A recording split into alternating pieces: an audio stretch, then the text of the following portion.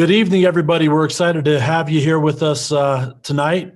We're working on just getting Kevin situated and squared away, and we'll be starting here shortly. If you have not grabbed a sheet of paper and a pen, why don't you go ahead and do that? And we'll be starting here just shortly as we get Kevin situated. We're excited to have you this evening. Hello, I'm here. Hey, Kevin, how's it going this evening? Good, very good. Thank you. Can you hear and see me? I can see you great. Let's go ahead and get going. It's so great to be with all of you. We have hundreds of clients registered to be on here with us this evening, and we're grateful to have you. We're grateful for all that you do. We also have invited a number of special guests on here that aren't clients quite yet, but we hope that soon will be. And we have a number of you that aren't quite clients, and we're grateful to have you here.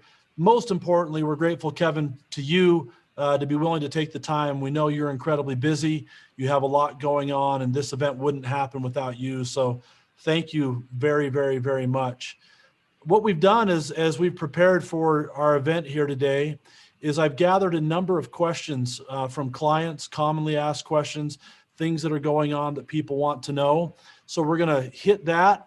And the plan is at the end to reserve a little bit of time for Q&A here with Kevin as well. So if you have questions that come up, just write them down, make a note to yourself, and we'll give a little bit of time at the end.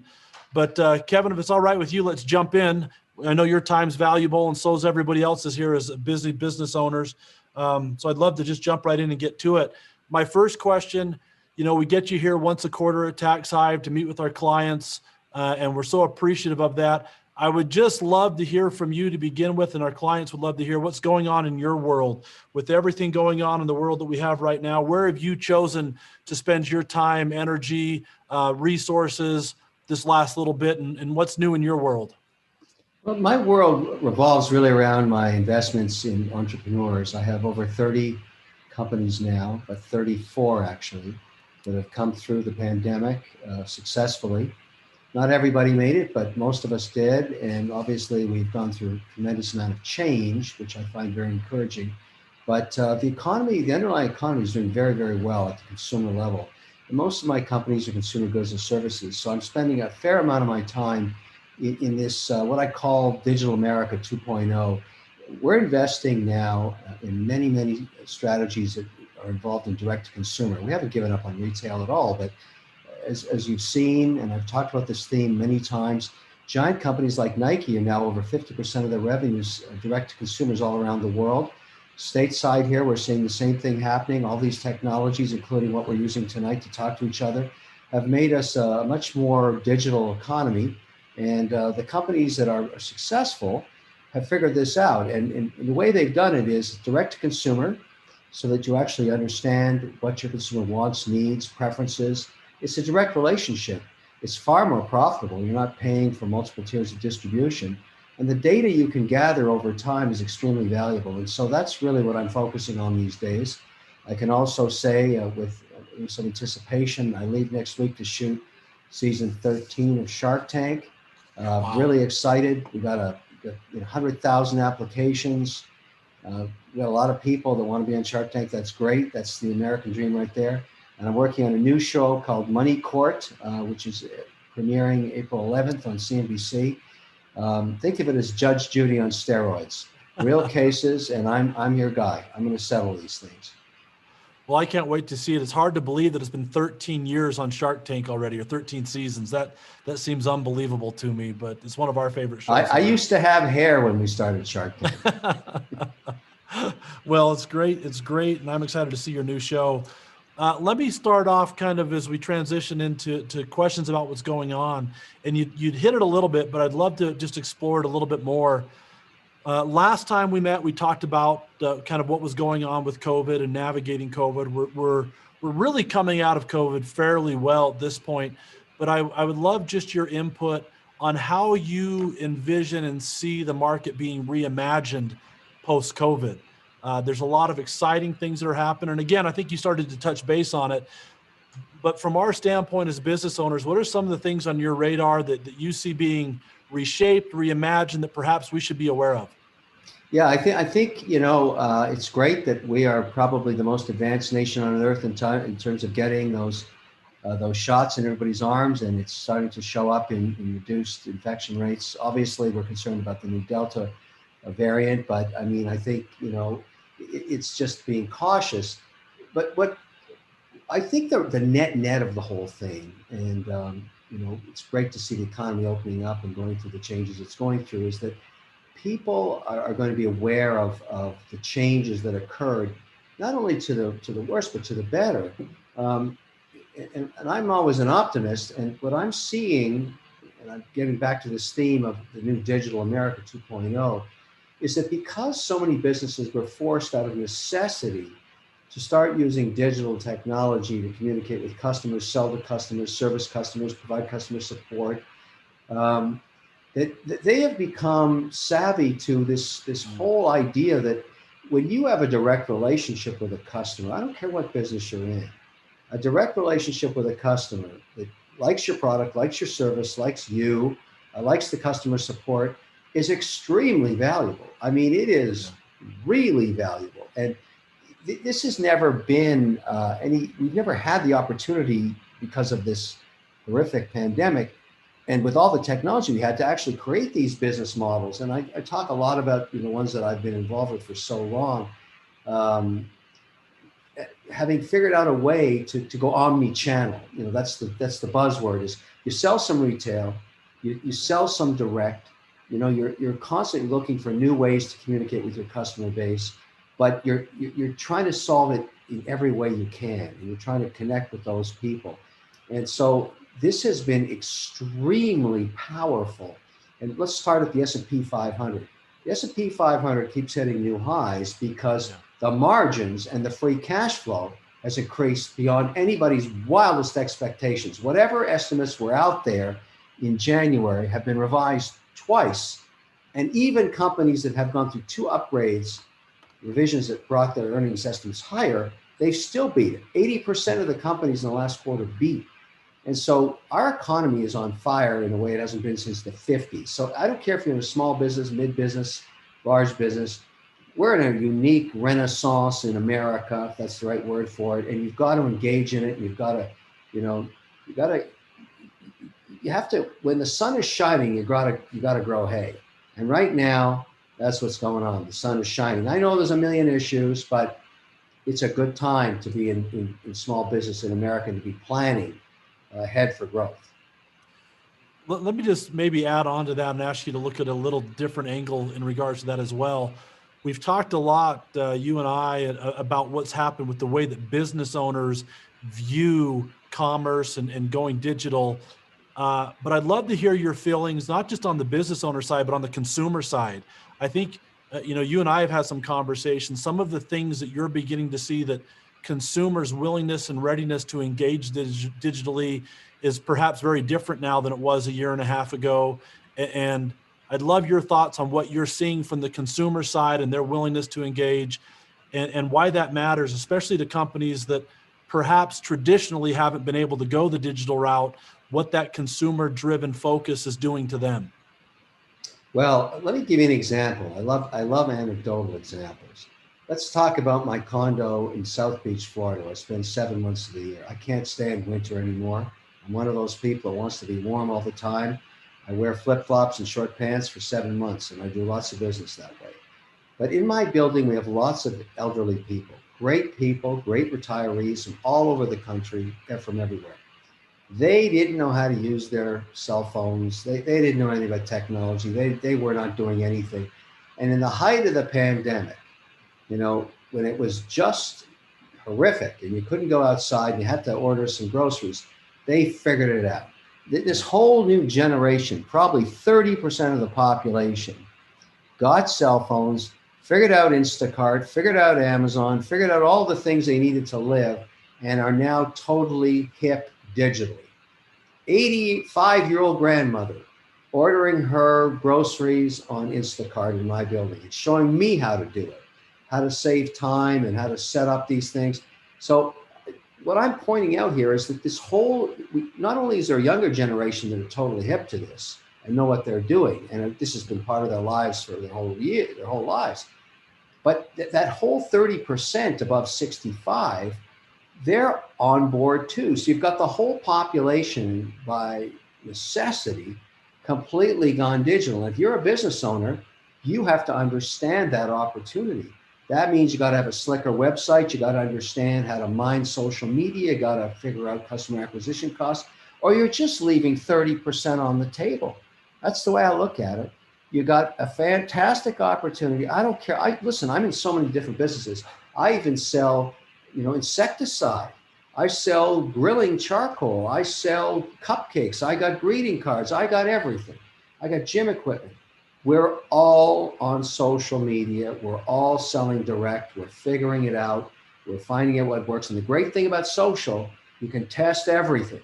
You can put $1,000 down, see what works. If it works, put $10,000 down. If it works, put $20,000 down, because you're figuring out how to acquire customers on a profitable basis. I'm pretty happy with the way things are working out right now. It's pretty amazing. I mean, you see companies selling bikes online. You used to have to go ride a bike and touch it and feel it, and Zoom meetings selling bikes. I mean, it's unbelievable to see what's happened, and it's been exciting. Along with what's happening digitally, one of the things that we're seeing with so many of our clients is that there is a lot of growth going on. I think people kind of wondered, 6 months ago, a year ago, hey, how much growth are we going to see? And we're seeing a lot of clients growing. You mentioned the S&P beating targets over and over again. We're seeing that on the small and medium-sized business level as well, that so many of our clients are projecting to be far surpass where they were last year or even pre-COVID. So because of that, one of the questions that comes up a lot is this idea that growth is a two-edged sword. We all want it, but it creates some challenges for us. And so there's been a lot of individuals and clients that would just love your advice on how do you effectively manage growth as we take advantage of these opportunities and come in. It's great. It's what we're all working hard for, but there are challenges that come along with it. What are some lessons you've learned regarding growth management over your years working with business owners like ourselves? Well, it's a great question, and you're absolutely right. Growth is a two-edged sword. You can grow into bankruptcy, because in the old model where you had to support 2 tiers of distribution for retail, and you're growing like a weed in, let's say, a big box retailer, they're ordering more and more product from you. You have to front the capital for that to manufacture it. Then you ship it into retail. They don't pay you for 90 days. And sometimes there's 2 to 5% returns and all kinds of credits they want. And so your capital is tied up in distribution. This is one of the biggest problems. And many businesses go to the factoring market where they pay 11, maybe 14%, sometimes a little less, but they pay a lot of their profits to get their cash before the retailer will pay them, which is why I say the balance, and what I'm trying to solve for in all my companies is this demand for capital, for inventory. This is the scariest part, particularly if it's a new product and you don't know what the sell-through is going to be. And you can offset this risk by building some portion of your revenue direct to consumer, because a consumer pays right up front on their credit card, cash, right in the bank. And you want to take care of those customers because your margins are practically, the only cost in selling direct is manufacturing costs and customer acquisition costs. Sometimes you can have a 90% gross margin versus a 50% gross margin on retail. So I'm not saying abandon your accounts in retail, not at all. Keep them, but also grow this direct-to-consumer business, because the information you're going to get on preference, size, flavor, desire, birth dates, all this stuff that you can get now and mine inexpensively is a much better use of capital. Because when you know, if I'm going to do a sale, let's take something as simple as cupcakes. My company, Wicked Good Cupcakes. One of my favorite Shark Tank deals in history. 10 years ago, first royalty deal. Well, it became the #1 cupcake company in America because it took care of its customers, at least measured by FedEx packages. And they just got bought out by Hickory Farms. But what do they know that other cupcake companies don't know? Direct to consumer, information about flavor, birth dates, when the family orders, what their preferences were. So their capital expenditures, because they shut all their retail down during the pandemic, they didn't have to have all that inventory sitting in fridges anymore. They just took direct orders. I keep pounding on this theme because it's the best way to protect yourself from hyper growth, bankrupting you. The reason you go bankrupt, you've got all your money tied up in inventory and nobody's paying you for it. That's not a problem you have when you're selling direct to consumer. That's great advice. One of the questions I had tonight, and I'm going to kind of go a little out of order here because you started to tee in on it. One of the things that we know is that understanding our customer base is so critical to our success as a business. And I think oftentimes I see business owners shy away from getting information. I don't know if it's because they're afraid of what they might find out. I don't know if it's because they don't understand how to do it. So I have two questions just regarding understanding our customer base. The first question I have for you is, let's talk about what information we want second. But first of all, what advice do you have just logistically on how to gather that information? If I'm in business and it's my first time trying to gather and solicit information and survey clients, logistically, how do I go about getting my foot in that door and getting some type of information gathering process going? The good news is there's all kinds of services online that'll do that for you. And it's not expensive anymore. You start with hiring one of these consultants for the first 90 days. And after you understand how this is working, because you're doing all this to do one thing, to reduce customer acquisition costs, you can bring somebody on board full time. This is the area that I hire most for now is social media, understanding how to use it, how to acquire customers, how to make offers, how to use Instagram, how to use Facebook, how to use TikTok, how to use LinkedIn, all these things for every company. We do this together now. We spend 80 cents of every dollar on social media because it works and it's always testable and it's measurable. But I don't think anybody can do this on their own. Because if you don't know this stuff and you're not a 23-year-old who's been living with their phone since they were born, you don't know what you're doing. And you have to admit that to yourself. And the best way to do this is to work with somebody who does. You pay them for their service and you integrate it into your business as you understand more. And the great thing about social media is you find out what works. I mean, for example, I wasn't even buying anything on TikTok 6 months ago. Now it's the hottest platform to 18 to 34-year-olds. Who knew? The point is you got to pivot. You got to be flexible. It used to be just teenage girls dancing on that thing, but that's not what it is anymore. It's become a huge, huge platform for acquiring customers. It's very, very strong. And that's my whole point. You have to stay open. You have to be ready to pivot. You got to think outside of the box. I don't care if you're 60, 70, or 80 and you're running your business. There's somebody who knows how to do this that you can hire. Great advice. So now kind of the second piece of that question, if I foray into this, and certainly the groups or companies that you will use will help you navigate this, but from your perspective, what am I trying to understand about my customer? If I'm a business owner and I want to be better, I want to hit the bullseye with my client, what type of information do I want to get? And then what kind of decisions am I going to make based on that information and feedback loop that I get? The number one thing about direct to consumer, the number one, is you have to always be in the top quartile of customer service. Customers have various needs. They have various questions. They have various concerns. When they really like a product or service and they're not happy, you got to take care of that El Pronto. Because the value of that customer is not just that individual relationship, it's what they're saying about you online.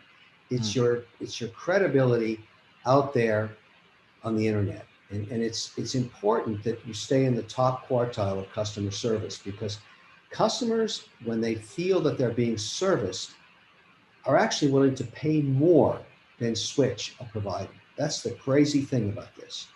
People really, really care about customer service. And I'll give you an example that everybody can understand. You want to buy a laptop computer. You can buy a Windows commodity laptop from a brand you've never heard of for $500. You can buy the same thing from Apple for $1,800. They're both the same technology. You're paying a fortune more for Apple. Why? You trust the brand, you love the service, you like the Genius Bar. Those guys figured it out. They don't have the best technology. They got the best customer service. That's my whole point. I teach that in classes all the time. Brand, customer service. That's what matters. Now, that's not the same as that's after you've acquired customers. When you want to acquire a customer, you're starting from scratch. You want to use your credibility. You want to use customer, reviews, everything you possibly can to entice someone to try your service. And you want to pay less to acquire the customer than the value they are during your lifetime. So sometimes your customers will last 2 years, 3 years, 4 years. The data will tell you this. The customer acquisition cost is crucial because you want to spend money acquiring customers so that cost is less than the lifetime value. So if you're making $100 on a customer over 36 months, you don't want to spend more than 20 acquiring them. See what I mean? You want to make money acquiring them. If you're spending 120 to acquire a customer that only makes you 100, you're going bankrupt. And lots of people do. They don't understand you can go bankrupt doing this the wrong way. I think that's such an important point. I think oftentimes we don't realize that we're in the customer or the client experience business, regardless of what we're doing. Whether we're selling cupcakes, milkshakes, bicycles, whatever it is, we're all in the customer experience business. Wonderful advice. I want to shift gears here for a minute. We look at this world that we're in, and as you mentioned, the economy's roaring. Even in so many states, jobless numbers are extremely low. There's lots of jobs still. And getting the right talent and the right people on the bus is such a critical piece, but it's hard at times. It's competitive at times.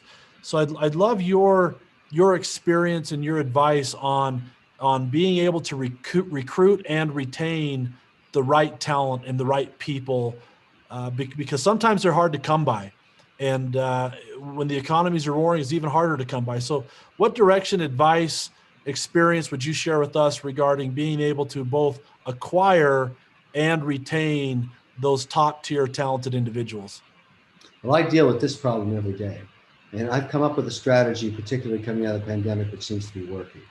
So, you're right. Right now it's difficult because we're competing with the government. Lots of people are getting paid to do nothing, which is crazy, but it's true. And so, lots of people out there are saying, I'm going to wait till my subsidy checks stop, which is the end of September. And in some states like New York, Massachusetts, California, they may continue those checks. Why, I don't know, but this is one of the things you got to deal with in the new world.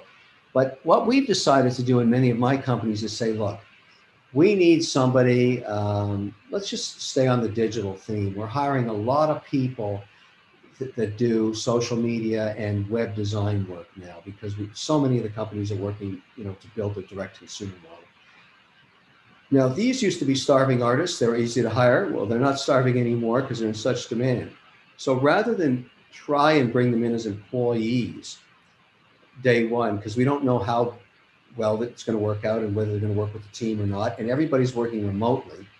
Just to give you a stat, back in December, we thought 15% of our workforce, which is over 10,000 people, including the supply chains in our companies, we thought 15% would not want to return to HQ.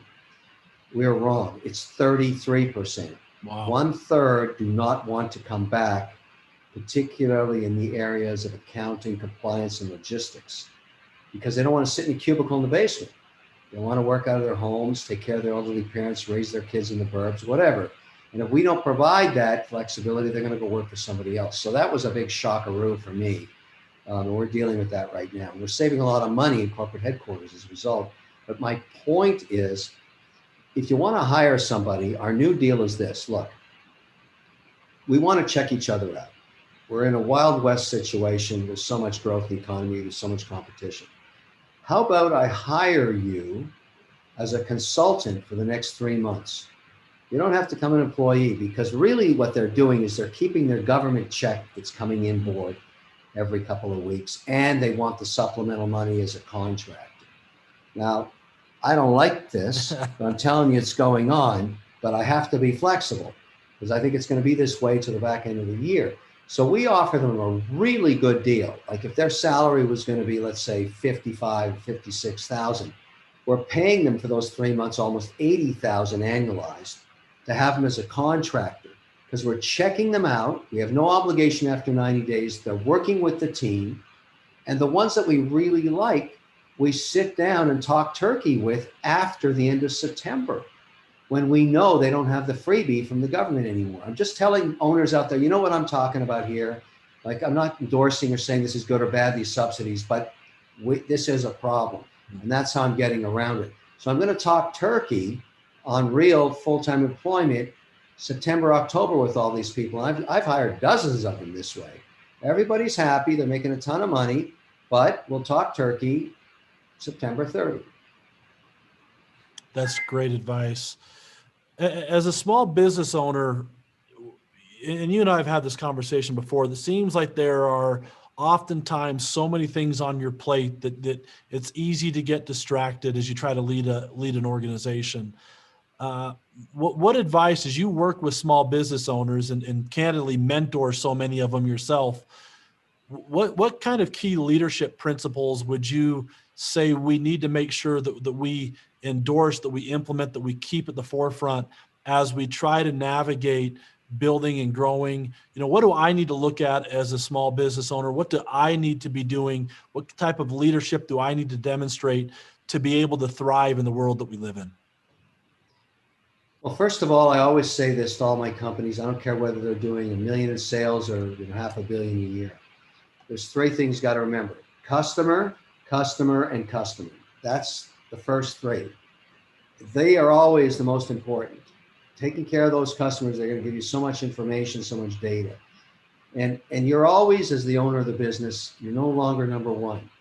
Customers number one, employees are number two, your shareholders or bankers number three, and you're at the bottom. You're right at the bottom. You're the last person. And the reason that's right is you own the company. And one day, when you don't want to work anymore, you want to sell it or pass it down to your kids or whatever you're going to do, you're going to be richly rewarded if you know where you sit in the pecking order. You're at the bottom. You're always at the bottom. The minute you take in your first dollar, you're at the bottom. Customer, employees, shareholders, bankers, you. And you're doing the most work. You're working the hardest. You're taking all the risk. And that's the way it should be. Because at the end, I keep saying this, you own the upside. And that's what small business is about. And you have to mitigate your risk, and you got to take care of your family, and you got to make sure you pay your taxes, and you got to do all the things you got to do to stay out of trouble and be compliant. But there's no other life like it. I know why you're doing it. I'm just like you are. You're a kindred spirit. Personal freedom, controlling your own destiny, building your own business. That is the American dream. But it comes with a cost. It ain't free. It's hard work, and you're always at the bottom. I think that's such an important lesson. As in my experience has shown, and again, we've had this conversation, that when those employees are happy, they help your customers to be happy. Right. And they're a reflection of what we are as business owners.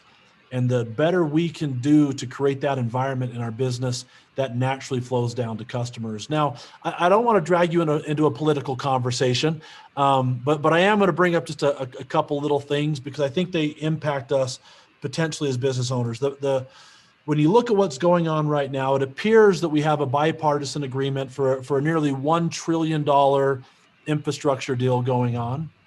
And right behind that, there's works for another multi-trillion-dollar deal to do a number of different things.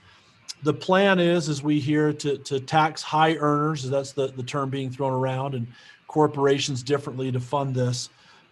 Regardless of whether we fit into the high earner category or not, regardless of what it will or won't do to our tax situation, how do you see this infusing of government money affecting the world that we live in, the business world, the economy? What, if anything, should we be aware of? Should we be on top of the table doing a dance, shouting for joy? Should we be cautiously optimistic? Should we be worried? Like, just help us understand. I think there's so much uncertainty about what this will or won't do. I would love your thoughts on it. Well, I'm an investor, so I care about policy. And the best way to talk about this is to be agnostic to party.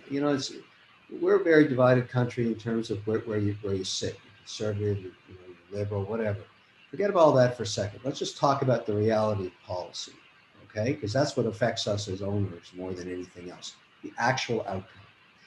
Now, let's go back in history and talk about what we've learned during presidencies. Don't care who the incumbent is. But I'll tell you this with certainty. You go back in time and you look at what happens in the midterm elections, who's ever the sitting president, that party loses seats in Congress practically all the time. Not some of the time, all the time. That's just the nature of the beast in the midterms. So if you're going to jam a lot of policy through, you want to do it in your first 24 months. You want to ramma-jamma what you can put through. That is how you do it in a presidency. Yeah, the first 100 days, yada, yada, yada, yada, yada, all that stuff. Now let's talk about, this current administration. Love them, don't love them, whatever, doesn't matter. The promise was get people inoculated. Pretty good delivery on that one. Didn't get to 70% by July 4. Got close. People have to make their own decisions about vaccines. I get it. Now, infrastructure, the first attempt was to jam that through with all the social bacon. That didn't work. So they did the skinny infrastructure package, which is a pretty good achievement. And I don't care who you are, most of those proposals make sense to me. Broadband, in rural counties makes total sense to me. Roads, bridges, all that stuff, ports, total sense to me. I think that's great. 800 billion, 1 trillion, whatever, that's a good investment in America. Everybody wins. And the proposal currently on the table is it's not going to be an increase on taxes corporately. That's the way that one's being sold. There's been a lot of yin and yang about, well, it's going to have to be attached to the multi-trillion-dollar social package.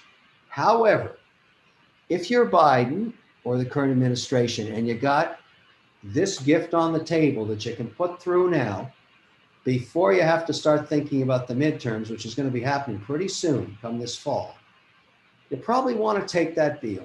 And I'm thinking that's going to happen, which is good for all of us. Now, this other 2 trillion, 3 trillion, 6 trillion, Biden's got a problem.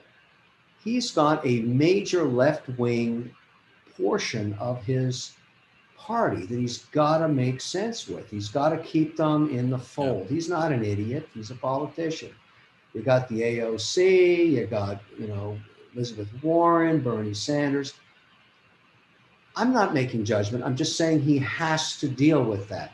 So he comes out with, statements about linking stuff together and doing an executive order on the rail and all this stuff. He's just doing what he has to do to keep the party together. But with certainty that we're getting close to these midterms. And there's going to be seats lost. Every incumbent loses seats in the midterm. And it's such a delicate balance now. I think these proposals that he's put on the table for corporate tax increases, social spending in the second infrastructure, whatever you're calling that, I don't think we're going to see it. I don't think it's going to happen. And that's why the market doesn't care right now. It's figuring out, wait a second, how is he going to jam this stuff through? How is it going to happen? It's such a delicate balance. And so I'm a little more optimistic on policy. Don't want to play politics, don't care. But America right now in the G20 is right in the middle on corporate taxes, right where you want to be. Nobody's talking about moving headquarters to Ireland or Hungary or any of that stuff anymore because it's a decent tax deal from the last administration. If the Biden proposal, which he put out there to solve for 1/3 of his party, which is very, very socialist, I get it, not saying good or bad, that would make America #1 in the world in corporate taxation, not a list you want to be top on. #2, if you happen to be living in New Jersey or New York or Boston or LA or San Francisco, hey, get this, you'll be the highest tax person in the world. Yeah. Does that sound like America? Nah. Not at all. That's why I don't think it's going to happen. I just don't think so. And so you just got to ride the wave and see how this goes down. But I don't see any of that stuff happening. And I think if we're lucky, we get the skinny infrastructure package, then the midterms, and then my favorite thing happens, gridlock in Washington. I love gridlock. It's predictable, right? Yeah. So you started to talk on taxes.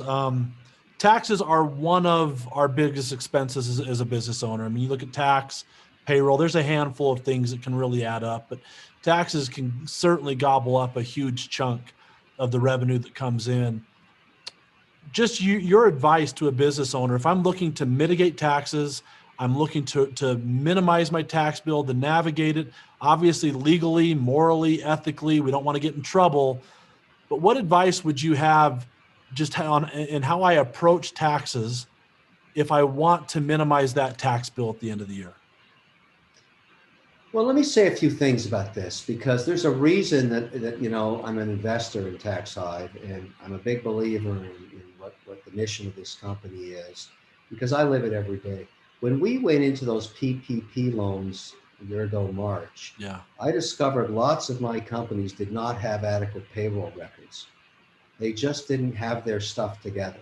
They just hadn't planned. They were running it by the seat of their pants, and they were growing and all that, but they weren't compliant on the very important reporting that they needed to be able to apply for the loans. And those are the companies in my portfolio that didn't get any PPP because they just didn't have the reporting together, and they weren't compliant, and they just didn't care about it. Well, those days are over. The whole point about tax is the tax code is designed, believe it or not, by the government to help businesses plan. Yep. You're going to pay some tax, but you have to decide how you're going to engage in it. I'll talk about the way I work in tax. I meet with my really expensive tax attorneys and lawyers every 90 days. They ain't cheap, but they are very valuable to me because I don't go into year end without a plan. I'm planning every 90 days. What maneuvers? What am I doing? I am optimizing my position in the best light I can make it while staying compliant. I don't want to be audited. I don't want to have a meeting with the IRS. I don't want any of that to distract from running my business. I just want them to keep me compliant. But I'm not an idiot about it. I want to plan. I don't want to, end up at the end of the year saying, okay, what do I do? I got 2 weeks left. That is not how you deal with tax. I don't care what your revenues are. You got to plan. And that's what we do at TaxHive. That's why I'm here. That's why I'm talking to you now. If you're not planning, if you're not anticipating, if you're not working ahead, if you're not spending at least 3 hours every 90 days focusing on tax, you're making a huge mistake. And you're probably spending thousands of dollars that you don't need to spend. And that's the whole idea, is to actually engage, let TaxHive assess your situation, let us work with you. I mean, I'm pounding the table on this because I believe in it. You have to do it. There's no way out. There's no cheaper way to do it. And the last thing you want is to try and be a funky chicken with the federal government. You don't want to play those games. It's not worth it. It's never worth it, ever. Doing something and trying to hide revenue or any of that stuff, forget it. You'll forget it. It buries your business. The amount of the resources the IRS has to make your life miserable is huge. Why do you want to engage like that? You want to be known as the compliant business that's constantly filing on time according to the rules. That's how it works. So just a couple of follow-up questions there. As great as we believe we are and our team is, and I know the team that you have, if I'm the business owner, what's my obligation in all of this? Because you and I both know that I play a role in this. The best CPAs, the best tax attorneys can only do so much, and there's a role that I have to be willing to play as a business owner if I'm going to navigate taxes. What do I need to be doing? What's my role in this collaboration with CPAs and with tax attorneys? The best way to do this is to understand the relationship between you, your lawyers, your CPAs, your accountants, your bookkeepers. Their support for you. They are support mechanisms. They are service providers for you. But you own the business. Every buck stops with you. When the IRS comes calling, they're not calling on your service provider. They're calling on you. So the way you have to own it is to understand that you want to make yourself as bulletproof as you can when it comes to reporting your taxes, optimizing your returns, and being compliant. You should go to bed at night as the owner of the business, but also owning all the liability for the work that these service providers put out there. In other words, you should understand when you sign that return, you own it. It's on you, nobody else. And I've got, lots and lots and lots of tax attorneys that work for me and lawyers, but when I sign that return, it's my signature. So I make a lot of time available to understand exactly what's cooking here. Where are my risks? Where are they being aggressive, if anywhere? Where am I, even in a gray zone? I don't want any of that. I don't want any of that. And I'll tell you something, the older that you get, the less you want that. I don't need that excitement.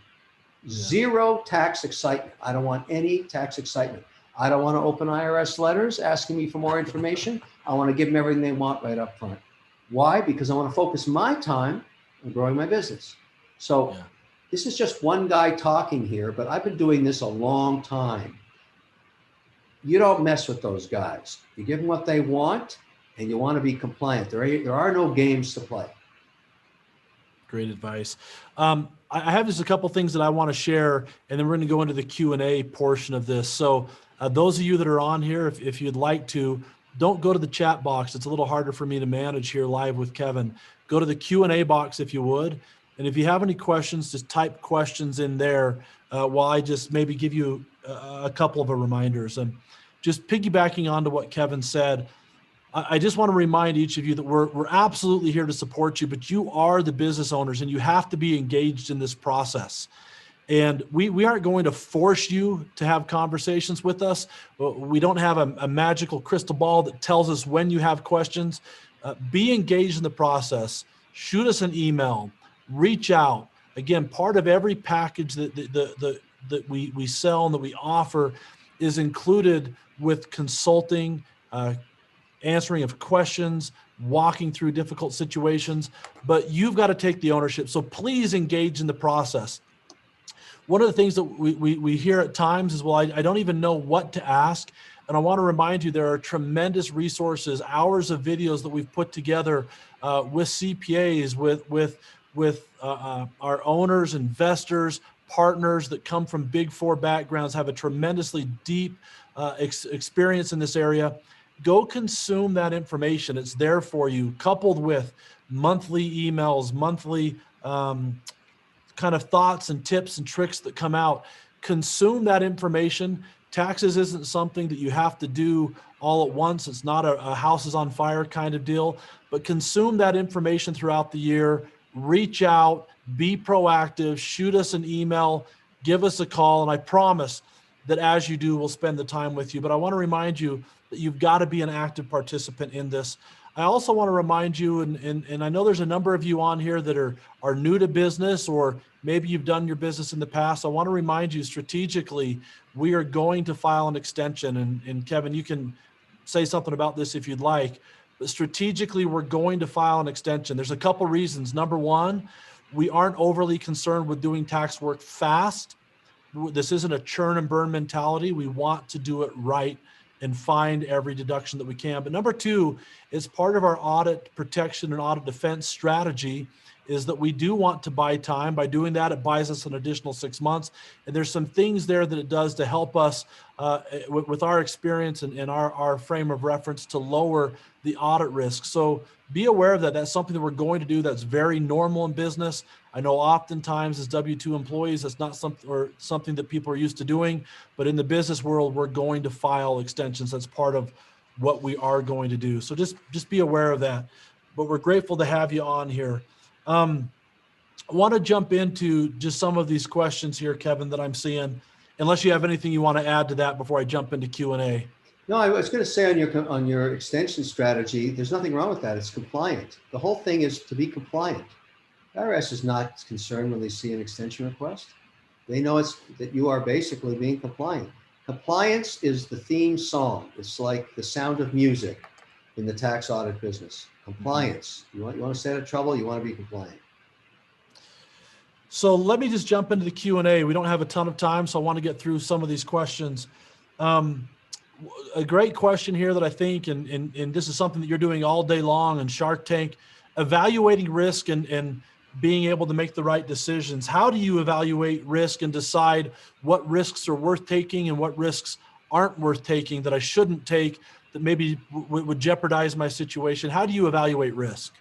Yeah, I mean, I take risks all the time in business in terms of making investments in new companies or new products or new services, or testing new marketing strategies. Those are risks you take every day. That's how you grow. You take risks. Where I don't take risks is in tax compliance. Zero. Because that is an absolute anchor. I mean, it's the way to look at it is, you think about one of my typical companies. Let's say they've got, I don't know, just trying to think of one that's smaller, 10 million in sales. That's a good family business, making 15% pre-tax, $1.5 million. Everybody's working their rear end off. It's working. This is something I'm thinking about one I have in Oklahoma that's in the green insecticide business, great family business. We don't take tax risk. Why? Because we don't want to spend any time dealing with that. We'd rather spend our time, the 18 hours a day we're working, growing the business. We don't want to be talking to tax guys. We don't want to be talking to the IRS. We don't want to be, fighting in an audit. People do not understand the cost of that. It's not the settlement. It's the time. That's the problem. It's the time. You're going to settle one day, but you're going to burn a ton of hours that could have been used. And so that's why I'm so, hardcore on this whole tax compliance thing. I can't, I can't endorse risky tax filing, risky tax strategy, risky any of that. Total bad investment. Can I just share one thought about that, Kevin? I think it's just really important for our clients to understand. I think it's important to understand here at Tax Hive, not only do we have great CPAs that understand the compliance side, but we also have a team of CPAs that understand the audit side and how to navigate the audit. The reason I bring that up, that I think that's so important, is we've all heard somebody say something like, don't take that deduction because it puts up a red flag. And while I'm not a proponent of audits, for me, that's a crazy idea. If it's a legal deduction and we have somebody on our CPA team saying, don't take the deduction, that just seems insane to me. We need to make sure that we take the deductions, that we have the proper documentation to take them. And one of the reasons we're willing to do that is we understand how to navigate audits.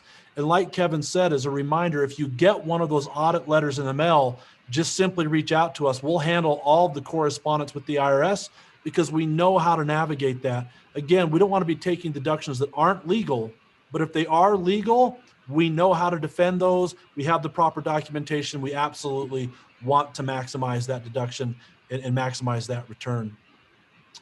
Next question, Kevin, you mentioned a big pain point with selling retail is financing purchase orders. What advice or resources do you have for getting cheaper financing for inventory, additional things for retailers? Where do we go when we need money? Where can we go to find it at a rate that's not going to absolutely kill us in our business? Any advice there? If you have a long-standing relationship with a big box retailer that's been consistent, in other words, you've been selling for a period of time, let's call it 2 years or more, and the order flow is consistent, that's a setup for factoring. The factoring market, basically, you get an order, let's say it's an order for $50,000 worth of product going into a big box retailer, and they order it every 60 days, and they consistently pay you 90 days later for that. The factoring market's going to look at that and say, okay, based on the risk, that's a 7 to 11% financing charge. And sometimes it's not a bad thing to do that because it's all about cash flow in a small business. You want cash flow, that's how you're going to get it.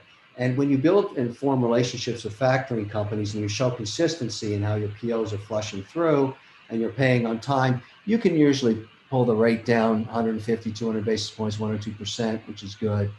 But it should give you motivation, frankly. I tell everybody that's writing, paying that 7 to 11% in factoring, wouldn't you rather sell that customer direct where you don't have any factoring? And but we do listen, we're 50% retail. So we have all kinds of, you just have to go online and start comparing the different offers you're going to get. But it's generally speaking the consistent retail relationships that are going to get the best factoring rates, so that's 7 to 11%. Great. This is an interesting question from Abby, and I actually think a lot of people will be interested in this if they haven't thought of this question. If you were starting to build your wealth all over again, what would you do? Where would you start? Knowing what you know now, and I'm somebody just starting in the game, what would you do if you started all over again? Direct to consumer online. It's never been more interesting. America's gone through the digital pivot. Everybody, including the grandmothers I talked about earlier, are used to buying direct online on their phones. The entire population has been set up to buy direct from you. And what it takes to make that work is good storytelling, a good website, a good product, a good service and customer service. All of the technology you need is available now. Low cost entry. You can get a Shopify account, do whatever you like. You can use Facebook, you use Instagram. You just need someone who knows how to do that. If you don't have somebody, that's what I would be doing. I would find a product or service that I really liked and felt passionate about, and I'd do it all direct to consumer, build that base. I mean, we're in America today. We're going to have GDP growth double digit in Q4. We haven't seen that since the 50s. This is like starting over again in 1954. You got a heck of an economy here. There's never been a better time to be an entrepreneur in America, ever. This is just, I hate to be so positive, but I am. We've come through hell, and here we are, and it's just looking great. So here's an interesting one, and I don't know if you have an opinion on this, and you can pass if not, Kevin, but Dun & Bradstreet credit rating for my business, does that matter? Yeah, it might. It might because you're trying to convince your bank in your local, town to give you a bank loan, which is the lowest cost of capital if you can get it. These are not expensive. They're certainly cheaper than factoring. And there's no reason, if you've been a good operator, that you can't get that rating. I mean, and again, what I talk about here is, financial reporting, compliance with the IRS, all of that stuff is sort of like infrastructure in a business. If you want to get a good rating, if you want a great relationship with a bank and the lending market, because there's not just banks, there's even online lenders now, you really need that infrastructure to be nailed down, and it all starts with the tax reporting. You don't want to be offside, ever, because that's going to show up in a red flag like that, and that's just going to make you pay a lot more for cost of capital. I can't say enough about this. This is baseline business 101. You got to pay your taxes, you got to file on time, you got to do your payroll right. That's just baseline 101. Tax Hive can help you do that. That's why we're talking tonight. I'm a big believer. That's just, you got to get this nailed down. It's like paving the road. You're not going anywhere till the road is paved. Yeah. Well, I got one final thought, and then Kevin, we're running short on time, so I'm going to give you the last word, if that's okay. Again, we're grateful to all of you. Again, we had hundreds of individuals, hundreds of clients register tonight. It's just so good to spend time with you. And again, engage in the process, consume the education we provide, reach out, be proactive, and let us be part of what you do. Let us be a trusted resource. For the handful of you that were invited on here and aren't clients yet, we would invite you to go to taxhive.com/Kevin and simply schedule a time to have a free strategy session to discuss how we would approach things with you and what we may be able to do to help you navigate taxes. So again, any of you that aren't currently Tax Hive clients that got that special invitation, simply go to taxhive.com/Kevin and be part of the process. We will send you out a review link this evening of tonight's webinar. We talked earlier about getting information from clients. We always want to get feedback, what's good, where we could improve. So please take just a minute to do that if you would. We're just appreciative of your time. We know you're busy. And Kevin, we're so grateful that quarterly you come on and do these discussions. We have other discussions surrounding tax, and we talk a lot of tax throughout the kind of in between and with the information we put out. But with you, it's so great to get your perspective on business and certainly tax as well. But thanks for your time, Kevin. I'm going to give you the final word. Any final thoughts you'd like to share this evening? Well, I'm the only guy in the world that thinks tax reporting is exciting. Because when you get it right, you check the box, you don't have to think about it anymore. That's the way you should view it. Take care, everybody. Really appreciate the time tonight. Thanks so much. Have a great evening, everybody.